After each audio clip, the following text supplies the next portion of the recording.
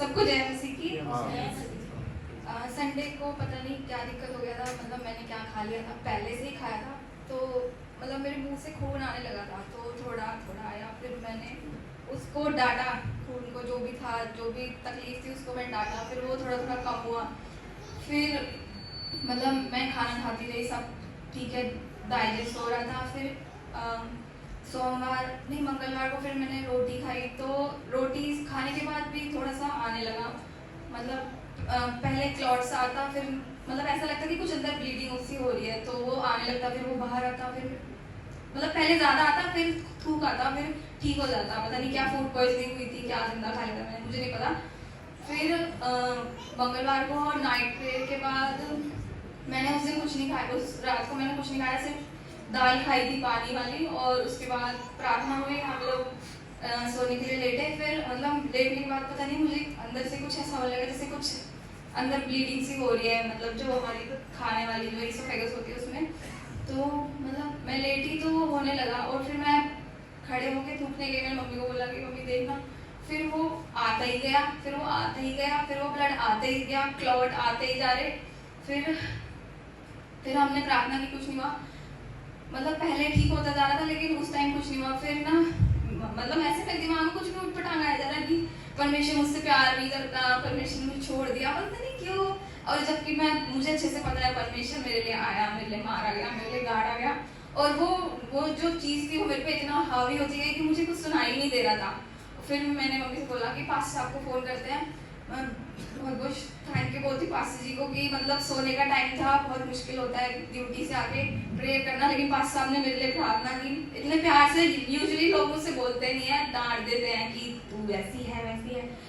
Pastor साहब ने बड़े प्यार से बात की और मेरे लिए प्रार्थना की, कन्फेस करवाया कि यीशु मेरा प्रभु है, वो सारी प्रार्थना की गई। फिर उन्होंने मुझे बोला कि गिलास में जो आपके पास पानी है, प्रभु वाला जो तेल और लहू होता है वो पीना है, और दिल से बोलना। मैंने दिल से बोला, और विद इन सेकेंड्स में वो जो था वो सब धीरे धीरे गायब हो गया। मतलब इतना हो गया कि नाली पूरी भर गई थी वॉश बेसिन में, मैं जैसे थूक रही थी तो मुझे सब नीचे दिख रहा था इतना सारा।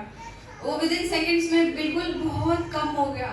उसके बाद पास साहब ने बोला कि भजन संहिता 91 पढ़ना और ये बोलना और दिल से बोलना। तो मैंने अपने दिल की गहराई से बोला और मैं बोलती गई, और मैं पास्टर ने बोला ठीक है अभी फर्क है, हमने बोला हाँ ठीक है अभी फर्क है, पहले से बहुत फर्क हो गया। मतलब ऐसे चुटकियों में हुआ, परमेश्वर ने चुटकियों में किया। और फिर उसके बाद पास्टर ने बोला कि 91 पढ़ना है और ऐसे ही बार बार लहू पीना है, दिल से बोलती रही। मैंने सोचा अगर लेटूंगी फालतू में ऊट पटांग ख्याल आएगी, मैं लेटी नहीं, मैं वहीं बैठी और मैं हमने शायद 10:30 बजे पास्टर को फोन किया, 10:30 बजे से 2:30 बजे तक मैं पढ़ती ही रही भजन संहिता 91, और ना इधर देखा ना इधर देखा, कुछ नहीं देखा ना कुछ सुना, मैंने बस पढ़ती ही रही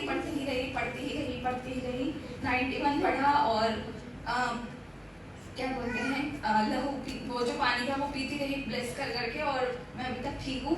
और फिर मेरे को थोड़ा डर लगने लगा कि शायद मैं सॉलिड खाती हूँ तो कुछ अंदर ब्लड वेसल में कुछ गड़बड़ होगी, तो वो पेनिट्रेट करता होगा इसलिए ब्लीडिंग होती होगी। तो फिर मैंने रोटी नहीं खाई, मैं दलिया खाती रही, दाल खाती रही, कुछ मतलब मुझे डर लगता रहा, लेकिन फिर भी मैं उस पर ध्यान नहीं देती थी। लेकिन मैंने ठान लिया था कि जब तक प्रार्थना नहीं होगी, मेरे को किसी डॉक्टर पे कोई भरोसा नहीं है। 10 साल हो गए मुझे प्रोफेशन में, लेकिन मुझे प्रभु से ज़्यादा कुछ अच्छा नहीं लगता। मुझे वही मतलब मुझे कभी कभी ऐसा लगता है कि जब मैं कहीं कहीं काम करती हूँ तो मुझे लगता है कि यार इनको प्रभु के पास आना चाहिए, ये क्यों यहाँ पे आते हैं। मतलब मेडिकल साइंस की बस की इतना कुछ नहीं है, जो प्रभु ऐसे करता है ऐसे प्रभु के पास आना चाहिए। तो मैंने 5 साल से उस दिन नाइट प्रेयर हुई थी, मैंने प्रार्थना कराई मम्मी ने, और मैंने वहाँ पीछे बैठ के रोटी खाई। आज भी मैं रोटी खा के आई हूँ, कल भी मैंने सुबह रोटी खाई, शाम को रोटी खाई।